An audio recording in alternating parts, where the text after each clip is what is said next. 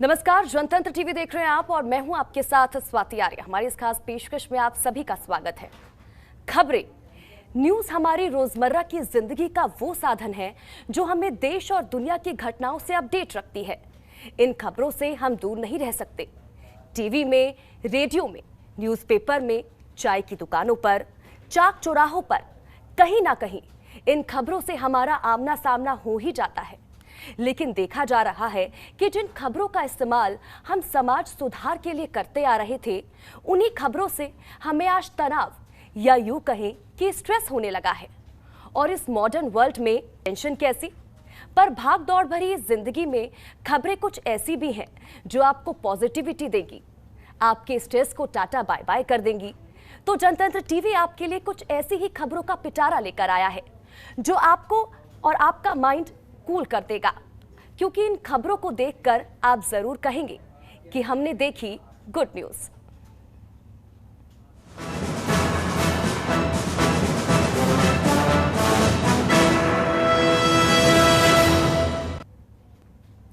उड़ने वाला वो तंत्र जिसके सहारे हम नए भविष्य की नींव रख सकते हैं। लेकिन इन दिनों देश की एकता पर नजर लग चुकी है। मगर अब जो आप तस्वीरें देखने वाले हैं, उन्हें तो मजहब और एकता की सही परिभाषा पता लग जाएगी। हिंदू मुस्लिम भाईचारे का अद्भुत दृश्य बयां कर रहा है कि भारत की गंगा जमुना तहजीब हमेशा अमर रहेगी। क्यों है हमारा भारत महान? इस रिपोर्ट में देखिए। मजहब नहीं सिखाता आपस में बैर रखना। बाराबंकी जेल में दिखी एकता की अनोखी मिसाल। 50 सालों से चली आ रही है रोजा रिवाज। हिंदू मुस्लिम दोनों साथ रखते हैं रोजा। हिंदू मुस्लिम भाईचारा का क्या खूब नजारा। देश चारों ओर से नफरत और नेगेटिविटी फैली हुई है, लेकिन यह सब झूठ है, क्योंकि सच तो आपकी टीवी स्क्रीन सामने है। मुस्लिम एकता और भाईचारे की इस तस्वीर को ध्यान से देखिए, आपको बहुत कुछ सोचने और समझने को मिलेगा। ये तस्वीरें हैं यूपी के बाराबंकी जेल की, जहां मुस्लिमों के साथ साथ हिंदुओं ने भी रोजा रखा है। यहाँ मुस्लिम बंदियों के साथ हिंदू बंदी रोजा रखकर कौमी एकता की अनोखी मिसाल पेश कर रहे हैं। एक और मुस्लिम धर्म स्थल पर लाउड स्पीकर से अजान को लेकर बहस का दौर जारी है, तो वहीं दूसरी तरफ हनुमान जन्मोत्सव के दौरान शोभा यात्राओं पर पथराव होने से माहौल गर्म है। वहीं इस बीच लखनऊ से सटे जिले बाराबंकी में हिंदू मुस्लिम एकता की अनोखी मिसाल देखने को मिल रही है। बाराबंकी जिलागार में मुस्लिम रमजान माह में रोजा रख रहे हैं। जेल प्रशासन की ओर से इन रोजेदारों को बाकायदा इफ्तार भी किया जाता है। मुस्लिम बंदियों के साथ हिंदू बंदियों की अनोखी मिसाल पेश कर रहे हैं। 200 हिंदू बंदियों ने हिंदू बंदी कर हिंदू मुस्लिम की मिसाल पेश की। बाराबंकी जिला कारागार में इस समय करीब 1,400 रमजान के पवित्र माह में कुल 250 बंदी रोजा रख रहे हैं। इनमें से कई हिंदू बंदी ऐसे हैं जो रोजा रख रहे हैं। जेल में 15 हिंदू बंदी भी मुस्लिम बंदियों के साथ रोजा रख रहे हैं। जेल प्रशासन की ओर से रोजा रखने वाले बंदियों को इफ्तार के समय खजूर, दूध, चाय समेत सभी जरूरी चीजें दी जा रही हैं। इसके अलावा जो बंदी लजीज खाना खाना चाहते हैं, उन्हें स्पेशल डिश भी उपलब्ध कराई जा रही है। कैदी भी मुस्लिम कैदियों की तरह दिन भर रोजा रखते हैं और उनके साथ तड़के सुबह 3 बजे उठकर शहरी करते हैं।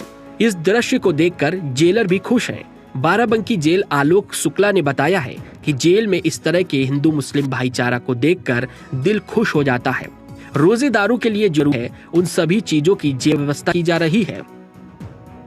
भारत की गंगा जमुना तहजीब इसी है। देश में जितना सम्मान राजा राम मोहन रॉय को मिला, उतना ही मौलाना अमूल कमाज आजाद का। हिंदुस्तान का इतिहास गवाह है कि यहाँ मजहब को मजबूती की विशेष वर्ग समुदाय लेकर नफरत और घृणा हमें कभी नहीं सिखाई गई। बाराबंकी जेल में एकता की इस तस्वीर ने उस कविता की याद दिला दी गई है जिसे हमें बचपन में पढ़ाया गया था। मंदिर मस्जिद गिरजा घर ने बांट लिए इंसानों को, धरती बांटी सागर बांटा, मत बांटो इंसानों को। ब्यूरो रिपोर्ट, जनतंत्र टीवी। भारत के दिग्गज इंजीनियरों ने वो कर दिखाया जिसकी वजह पूरी नहीं है। ऐसा क्या हुआ आपको महज 26 दिनों में ही पहाड़ को चीरकर 1 किलोमीटर लंबी सुरंग बनाकर नया रिकॉर्ड बना दिया। तो क्या है ये प्रोजेक्ट जिसके पूरा होने के बाद उत्तराखंड विकास की नई मिसाल कायम कर रहा है? हमारी स्पेशल रिपोर्ट में देखिए और समझिए।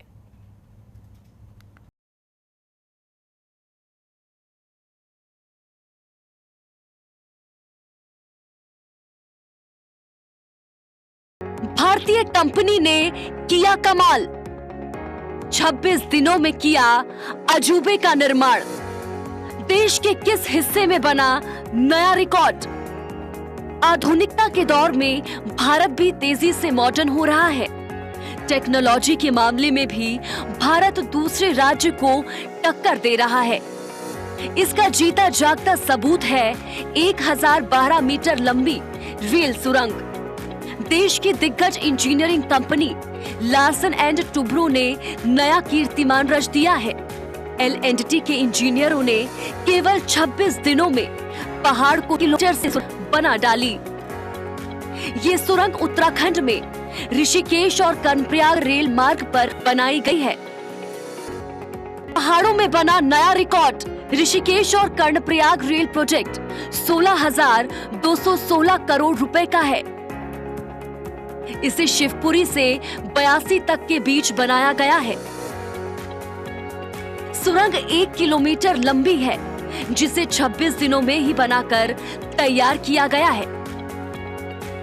इस रेल सुरंग के निर्माण मंत्री सिंह धामी ने इंजीनियरों को धन्यवाद दिया। बड़ी उपलब्धि के लिए मुख्यमंत्री ने रेल विकास निगम और L&T की सराहना की। उन्होंने कहा, कठिन भौगोलिक परिस्थितियों के बावजूद L&T ने ये कीर्तिमान रचा है। अब इस सुरंग के पूरे रूट मैप को समझे तो Rishikesh Karnaprayag rail project 100 kilometre की होगी टनल।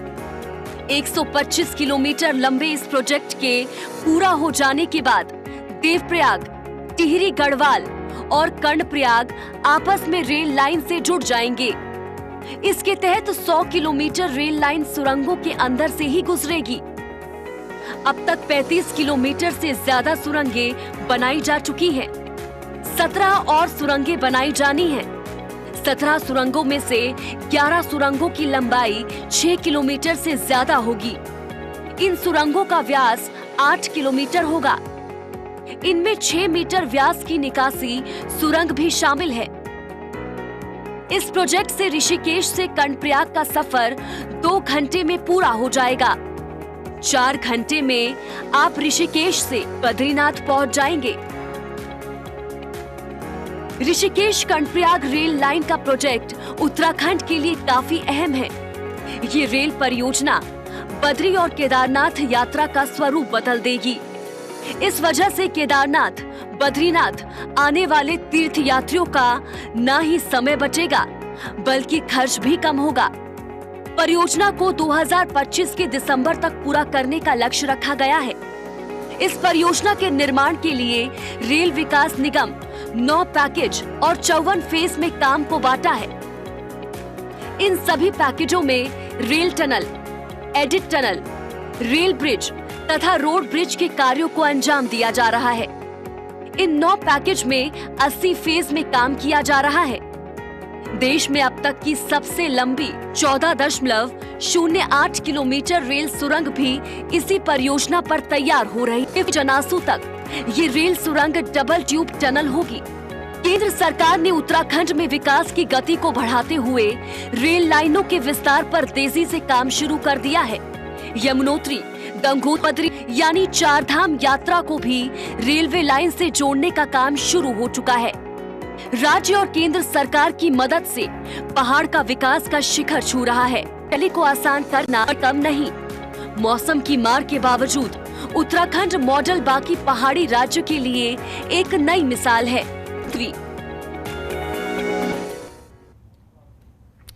कोरोना धीरे धीरे एक बार फिर से देश में पैर पसार रहा है, लेकिन अभी डरने की कोई बात नहीं, क्योंकि पहले की तरह इस बार भी हमारे फ्रंटलाइन वॉरियर्स कोरोना का दम निकाल देंगे। जिंदगानी बचाने के लिए देवदूत के रूप में उतरे ये स्वास्थ्य कर्मी इस बार नई ऊर्जा के साथ अपना कर्तव्य निभाएंगे, क्योंकि केंद्र सरकार ने हेल्थ वर्कर्स को एक नायाब तोहफे से नवाजा है। सरकार के इस गिफ्ट से कैसे हेल्थ केयर वर्कर्स का चेहरा खिल उठा है, पे देखिए। ऐलान जिसे सुन स्वास्थ्य कर्मियों में खुशी। हेल्थ वर्कर को सरकार का गिफ्ट, जिंदगानी बचाने वालों को सलाम। प्रधानमंत्री गरीब कल्याण पैकेज से होगा कल्याण। 180 दिन के लिए बढ़ी इंश्योरेंस स्कीम। कोरोना काल में देवदूत बनकर सामने आए इन हेल्थ केयर वर्कर्स को देश सलाम करता है। जिंदगानी बचाने वाली उनकी लगन, मेहनत और जज्बे की जितनी तारीफ की जाए कम है। अपनी जान का दांव लगाकर इन लोगों ने जिंदगानी बचाई। आज केंद्र सरकार ने इन देवदूतों के लिए बड़ा ऐलान किया है। इस ऐलान से इन स्वास्थ्य कर्मियों की उतनी मदद होगी जिससे ये अपनी जिंदगी थोड़ी आसान बना सकेंगे। कोरोना काल से सरकार हर वर्ग पर ध्यान दे रही है। सरकार की तमाम योजनाओं से जनता के साथ साथ डॉक्टर्स, नर्स को इसका लाभ मिल रहा है।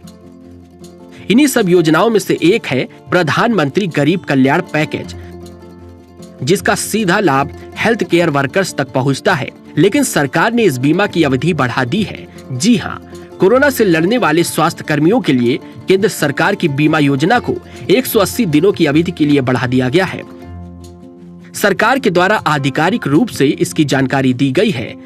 अपने आदेश में सरकार ने कहा है कि प्रधानमंत्री गरीब कल्याण पैकेज के तहत कोरोना से लड़ने वाले हेल्थ केयर वर्कर्स के लिए बीमा योजना को 19 अप्रैल 2022 से और 180 दिनों के लिए बढ़ा दिया गया है। नीति का विस्तार करने का निर्णय लिया गया है ताकि कोरोना रोगियों की देखभाल में लगे स्वास्थ्य कर्मियों के आश्रितों को सुरक्षा कवच प्रदान करना जारी रखा जा सके। सभी केंद्र राज्य शासित प्रदेशों के अतिरिक्त मुख्य सचिवों, स्वास्थ्य प्रधान सचिवों को अपने अपने राज्यों केंद्र शासित प्रदेशों में स्वास्थ्य कार्यकर्ताओं के बीच व्यापक प्रचार करने के लिए 19 अप्रैल 2022 को इस संबंध में एक पत्र जारी किया गया है। केंद्र सरकार ने इस पहल से उन तक पहुंचने की कोशिश भी की है जो लोग महामारी कोरोना की भेंट चढ़ गए थे। इतना ही नहीं, इस पैकेज से सरकार ने पीड़ितों को आर्थिक मदद पहुंचाने का प्रयास किया है। प्रधानमंत्री गरीब कल्याण पैकेज को 30 मार्च 2020 को लॉन्च किया गया था। इस योजना के जरिए स्वास्थ्य कर्मियों को मदद दी गई। योजना के तहत 22.12 लाख वर्कर्स का 50 लाख रुपए का बीमा कराया गया। स्वास्थ्य कर्मियों और डॉक्टर की मौत के बाद उनके आश्रितों को 50 लाख की मदद दी गई। देश में अब तक 1905 स्वास्थ्य कर्मियों के आवेदनों का निपटारा किया जा चुका है, जिनकी कोरोना संबंधित कर्तव्यों के लिए तैनात किए जाने के दौरान मृत्यु हुई थी। सरकार ने बताया है कि इसके अलावा अप्रत्याशित स्थिति के कारण राज्यों, केंद्रीय अस्पतालों, केंद्र राज्यों, केंद्र शासित प्रदेशों के स्वायत्त अस्पतालों, एम्स और राष्ट्रीय महत्व के संस्थानों, अस्पतालों कोविड-19 रोगियों की देखभाल के लिए केंद्रीय मंत्रालय के अस्पतालों द्वारा विशेष रूप से तैयार अस्पतालों द्वारा अधिग्रहण किए गए निजी अस्पताल के कर्मचारी, सेवानिवृत्त, स्वयंसेवक, स्थानीय शहरी निकाय के स्टाफ भी इस योजना के अंतर्गत आते हैं। सरकार ने अपने इस फैसले से जाहिर कर दिया है कि हेल्थ वर्कर की जरूरतों का पूरा ध्यान रखा जाएगा, जो अपनी जान की बाजी लगाकर देश की सांसों को बचा सके हैं। उन वर्कर को सरकार की तरफ से छोटी सी भेंट है, क्योंकि सरकार के साथ साथ पूरी दुनिया जानती है कि स्वास्थ्य कर्मियों का योगदान अमूल्य है। ब्यूरो रिपोर्ट, जनतंत्र टीवी।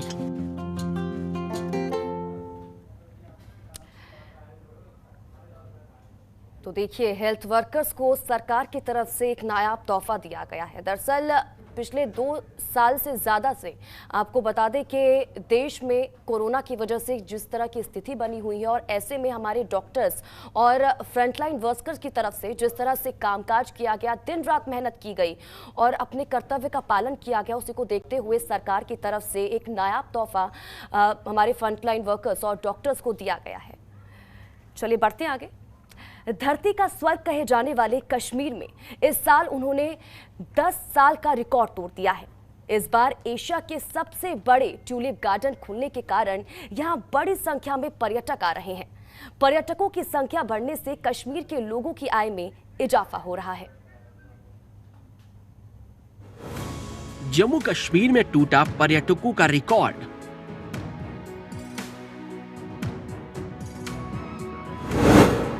धरती के स्वर्ग कश्मीर में बड़ी संख्या में पहुंच रहे पर्यटक।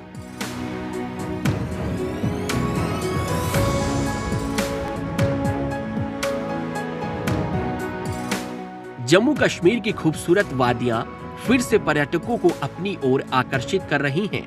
पिछली सर्दियों के बाद यहाँ रिकॉर्ड तोड़ पर्यटक पहुँच रहे हैं। कोरोना की शुरुआत में यहाँ का पर्यटन बिजनेस पूरी तरह से ठप हो गया था, लेकिन धीरे धीरे ही सही यहाँ फिर से पर्यटकों की बहार देखने को मिल रही है। कोरोना महामारी से राहत और सुरक्षा स्थिति में सुधार के कारण कश्मीर में इस साल रिकॉर्ड संख्या में पर्यटक पहुँचे हैं। धरती का स्वर्ग कहे जाने वाले कश्मीर में इस साल उन्होंने 10 साल का रिकॉर्ड तोड़ दिया है।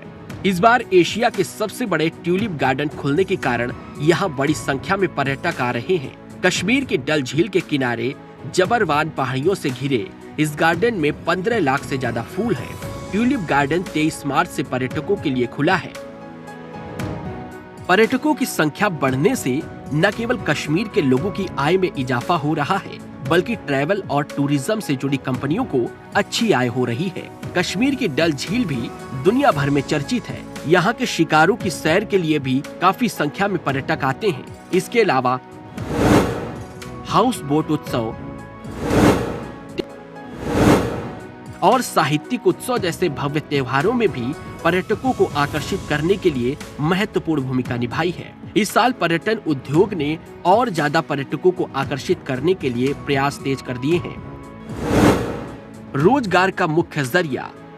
पिछले 2 साल में कोरोना महामारी के कारण कश्मीर में पर्यटन बुरी तरह से प्रभावित हुआ था। कश्मीर के लोगों के लिए पर्यटन रोजगार का मुख्य जरिया है।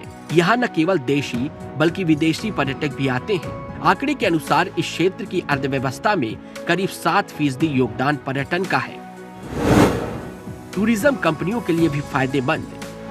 पर्यटन सीजन शुरू होने के साथ ही यहाँ होटल और हाउस बोट बुक हो चुके हैं। इसी के साथ कोरोना महामारी के दौरान लगाए गए लॉकडाउन और अन्य प्रतिबंधों के कारण आर्थिक संकट का सामना कर रही टूर कंपनी भी कश्मीर में पर्यटन बढ़ना फायदेमंद साबित हो रहा है। यहाँ के अधिकांश होटल पूरी तरह से भरे हुए हैं।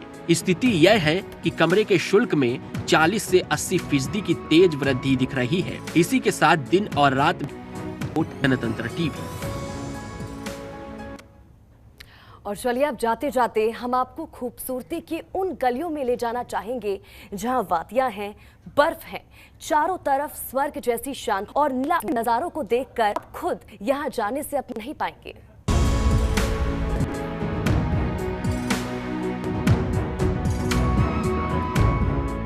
पहाड़, वादियां, ठंडी फिजाएं, बर्फबारी, ये सब देखने के लिए सब बेताब रहते हैं। 12 महीनों हम इस नजारे का इंतजार करते हैं। रोजमर्रा की जिंदगी से दूर यहाँ आकर चैन के 2 पल बिताना चाहते हैं। हिमाचल प्रदेश में इन दिनों कुछ यही मंजर देखने को मिल रहा है। यहाँ हसीन वादियाँ पर्यटकों को अपनी ओर खींच रही हैं। तस्वीरें सुंदर नजारे से अपनी आंखें नहीं हटा पाएंगे। बर्फ से लथपथ यहाँ की चोटियाँ अपने आप में हिमालय समाये बैठी हैं। इसी बीच यहाँ आने वाले सैलानियों के लिए खुशखबरी यह है कि यहाँ घूमने के लिए एक नया स्थल खुल गए। आए पर्यटक अब लाहौल घाटी के पटसेऊ पर्यटन स्थल में बर्फ का आनंद ले सकेंगे। लाहौल स्पीति प्रशासन ने बारालाचा दर्रा के समीप वाला पर्यटन स्थल पटसेऊ पर्यटकों के लिए बहाल कर दिया है। पर्यटक यहाँ आकर अब बर्फ के दीदार कर सकते हैं। पटसेऊ में रक्षा भूसूचना विज्ञान अनुसंधान प्रतिष्ठान की शाखा भी है, जहां देश के वैज्ञानिक शोध करते हैं। इसके चलते भी पटसेऊ में रौनक लगी रहती है। अब पर्यटकों को अनुमति मिलने के बाद पटसेऊ में रौनक और बढ़ जाएगी। पर्यटक बेरोक टोक पर्यटन स्थल में बर्फ के दीदार कर सकेंगे। यहाँ सड़क किनारे बर्फ की लंबी लंबी दीवारें खड़ी हैं। मनाली से पटसेऊ 120 किलोमीटर है, जबकि बारालाचा दर्रा वहां से महज 20 किलोमीटर दूर है। लेकिन मनाली लेह मार्ग पर सफर करने के शौकीन पर्यटकों को अभी थोड़ा इंतजार करना पड़ेगा। बीआरओ ने 26 मार्च को सड़क बहाल कर रिकॉर्ड बनाया था, लेकिन वाहनों की आवाजाही अभी तक शुरू नहीं हुई है। देश भर के पर्यटक मनाली लेह मार्ग की बहाली का इंतजार कर रहे हैं। क्योंकि प्रशासन का कहना है कि यहाँ कोई भी जोखिम भरा कदम नहीं उठा सकते। बीआरओ ने शंकुला मार्ग 16 अप्रैल को बहाल कर दिया था। मार्ग वन वे होने के कारण अभी पर्यटकों के लिए बहाल नहीं हो सका है। लाहौल स्पीति प्रशासन ने शंकुला जाक्सर मार्ग पर स्थानीय लोगों को ही आवाजाही की अनुमति दी है। शंकुला दर्रे के बहाल होने से जांस्कर घाटी के दर्जनों गांव को राहत मिल गई है। सड़क दो तरफा वाहनों के लिए बहाल होते ही जांस्कर घाटी पर्यटकों के लिए भी बहाल कर दी जाएगी। बात अगर पर्यटन स्थल की हो और रोहतांग का जिक्र ना हो तो ऐसा हो नहीं सकता। हिमाचल आ रहे सैलानियों के लिए रोहतांग पर्यटन स्थल भी जल्द ही बहाल कर दिया जाएगा। कुल्लू प्रशासन ने पर्यटकों के लिए रोहतांग के पास वाला पर्यटन स्थल मढ़ी बहाल कर दिया है, लेकिन इस पर्यटन स्थल में जाने के लिए पर्यटकों को 550 रुपए खर्च कर परमिट लेना पड़ रहा है। मई जून में रोहतांग दर्रे के दीदार को पर्यटकों की होड़ लगेगी और ऐसी होड़ लगेगी कि हिम की नगरी हिमाचल की सुंदरता को सैलानियों का हुजूम चार चांद लगा देगा। तो आप भी कर लीजिए अपना बैग पैक और लुत्फ उठाइए इस स्वर्ग के मंजर का।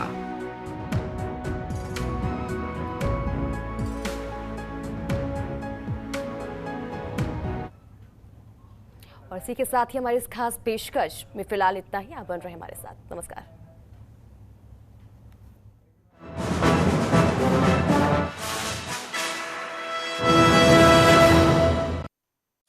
खबरों के निष्पक्ष विश्लेषण के लिए सब्सक्राइब करें Jantantra TV and press the bell icon. Never miss any update.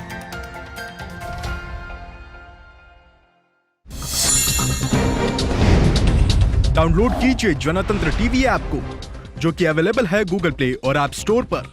अधिक जानकारी के लिए अभी डाउनलोड करें।